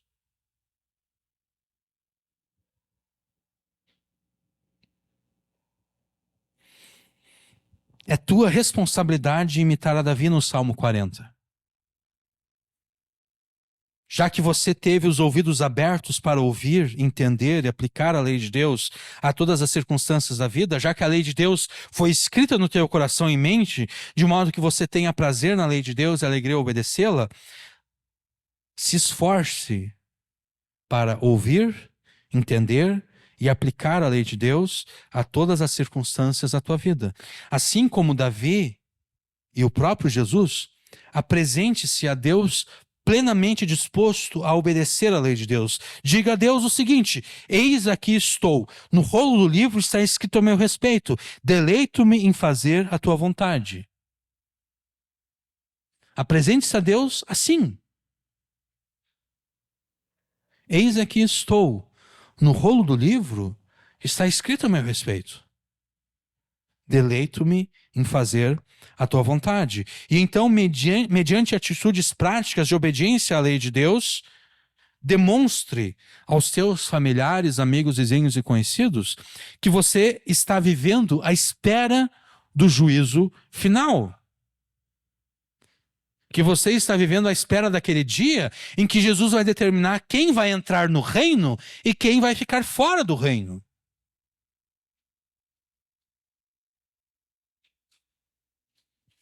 Que ao observarem a aplicação que você faz da lei de Deus a todas as circunstâncias por você vividas, os seus familiares, amigos, vizinhos e conhecidos sejam constrangidos a comparar e contrastar a sua própria injustiça com a justiça de Deus manifestada por você nas tuas ações práticas de obediência à lei de Deus. Que a tua obediência à lei de Deus leve essas pessoas a perceberem os seus próprios pecados. E talvez você já tenha experimentado isso. talvez algum familiar teu, ou amigo, vizinho, conhecido, talvez essa pessoa já tenha te observado falar a verdade. E ao te observar falar a verdade, você percebeu que eles se sentiram condenados. Não é? Porque a tua ação de falar a verdade condena a mentira que eles contaram 1 hora atrás.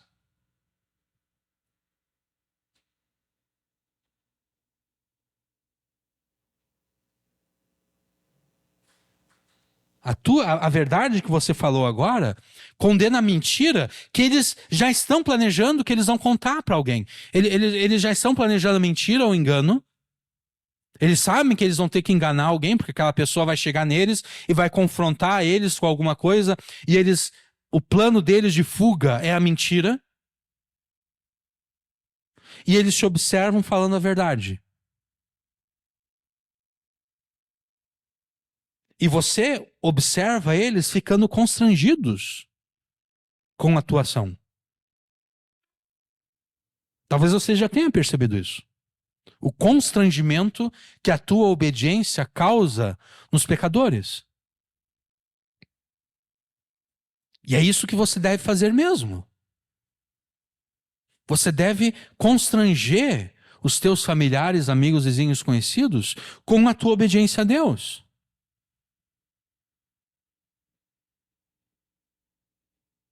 Além da pregação que você faz a eles com palavras, você deve pregar a eles com atitudes de obediência à lei de Deus.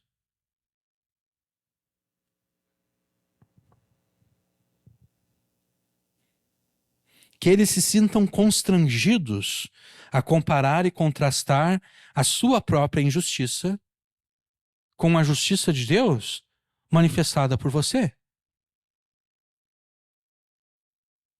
Porque será esse constrangimento que os forçará que os força, desculpe, a comparar e contrastar a sua injustiça com a justiça de Deus? Será esse constrangimento que será usado pelo Espírito Santo para convencê-los do pecado, da justiça e do juízo? Porque é isso que você quer, né? Você quer que eles passem a imitar você, você quer que eles passem a viver à espera do juízo.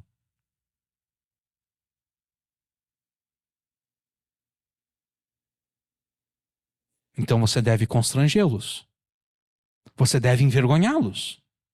Não porque você quer o mal deles, mas porque você quer a salvação deles. Eles têm que se sentir envergonhados todas as vezes que eles te enxergarem. A tua presença deve condená-los. Porque eles sabem que as tuas atitudes testificam e condenam os pecados deles.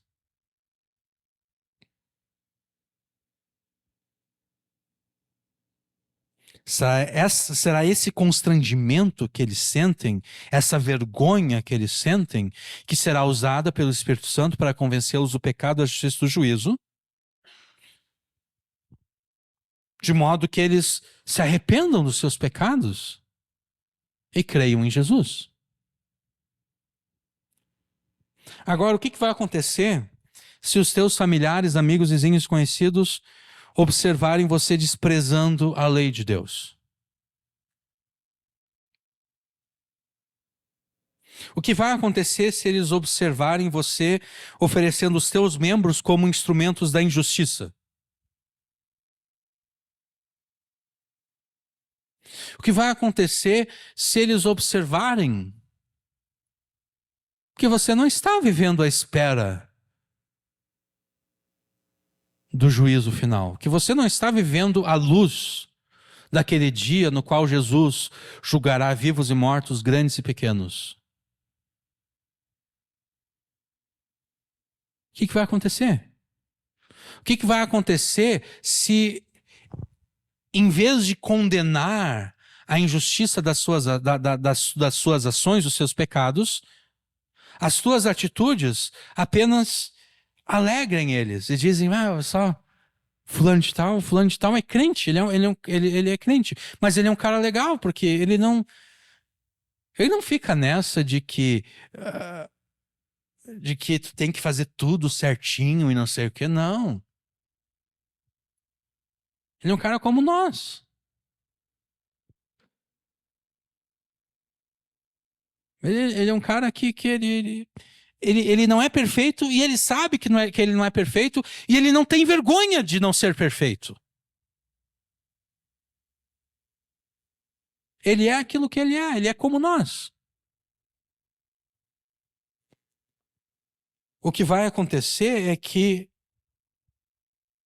os teus familiares, amigos, vizinhos e conhecidos não terão como comparar e contrastar a injustiça deles com a justiça de Deus, exatamente porque você não está manifestando a justiça de Deus. Você está escondendo, você não está fazendo como Davi. Davi não escondeu a justiça de Deus no seu coração. Davi proclamou a justiça de Deus e Davi com palavras e também por meio de ações. Porque Davi disse, eu estou aqui, Deus. No rolo do livro está escrito a meu respeito. Eu estou aqui para obedecer o que está escrito no rolo do livro. Porque o meu prazer é fazer o que te agrada. O meu prazer é obedecer a tua lei. Não, você não estará imitando Davi. Você estará escondendo a justiça de Deus no coração. Você não estará manifestando a justiça de Deus. E então eles não têm como contrastar a sua injustiça com a justiça de Deus.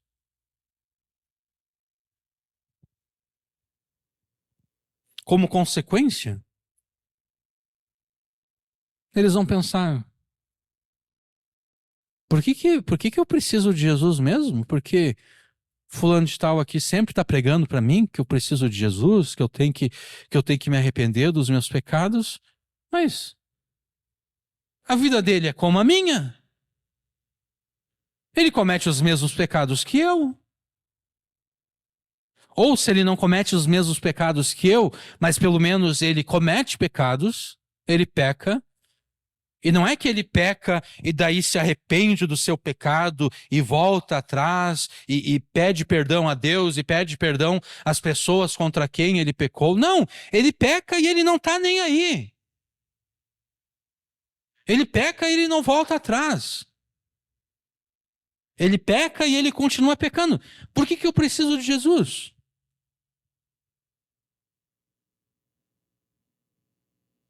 Por que eu preciso me arrepender dos meus pecados? Se ele não se arrepende dos dele, ele diz que se arrependeu, mas ele não se arrependeu de verdade, porque ele continua cometendo os mesmos pecados que ele cometia antes.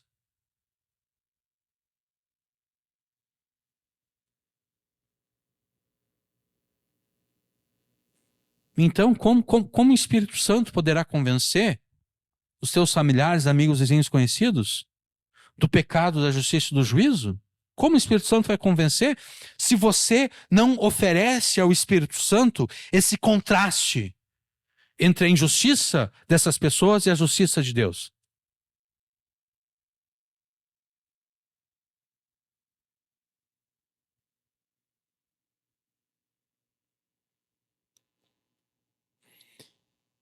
Você não conseguirá salvar ninguém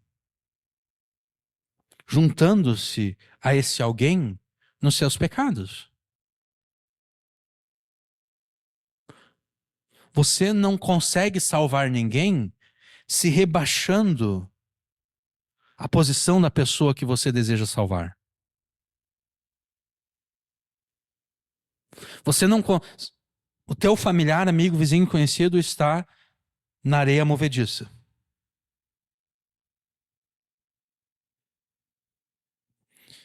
O que você faz quando quer salvar alguém de uma situação dessas? Você não se joga na areia movediça junto com a pessoa, né? O que isso vai ajudar? Não vai ajudar em nada. Agora são duas pessoas na areia movediça. Não, o que você faz? Você fica fora da areia movediça Se você tem uma corda, você joga a corda para a pessoa. Se você não tem uma corda, de repente você procura um galho de uma árvore, alguma coisa assim, você estende para a pessoa. Então, a pessoa agarra aquilo e você começa a puxá-la para fora.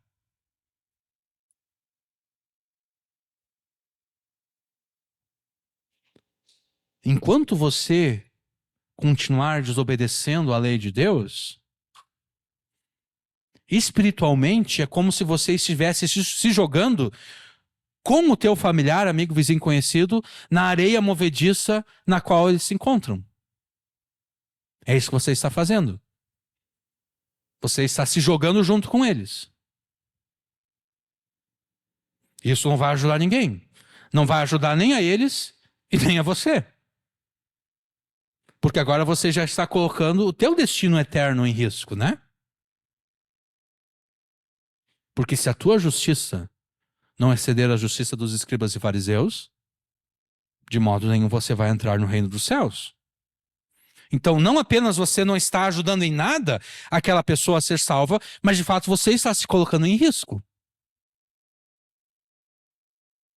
Então, desculpe usar essa expressão, mas não seja burro. Não seja burro, não seja tolo. Você está vendo a pessoa lá afundando na areia movediça? Não se jogue com ela na areia movediça.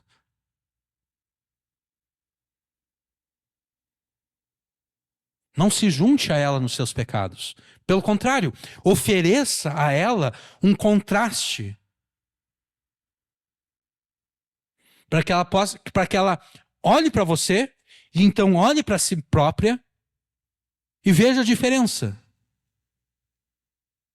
E se constranja. E fique envergonhada. E se ofenda, porque ela vai se ofender, né? E se ofenda, ela fique ofendida com você.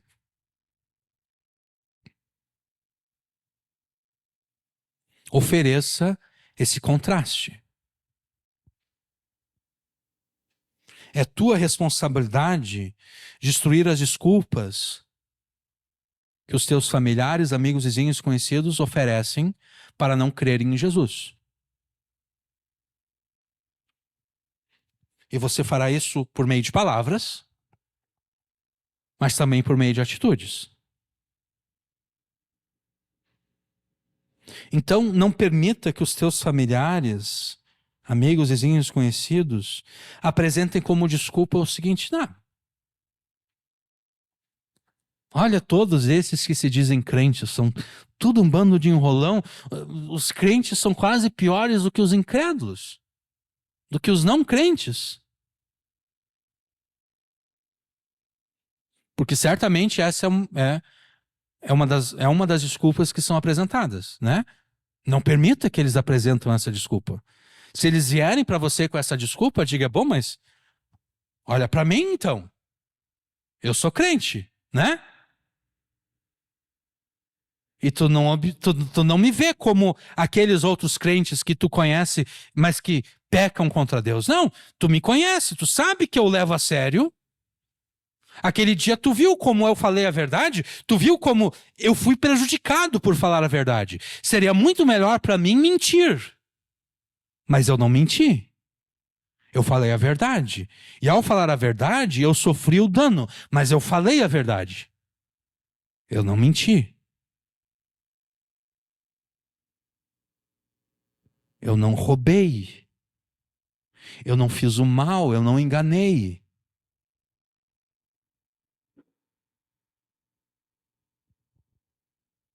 Com atitudes práticas de obediência à lei de Deus, compare e contraste a injustiça dos teus familiares, amigos, vizinhos, conhecidos com a justiça de Deus.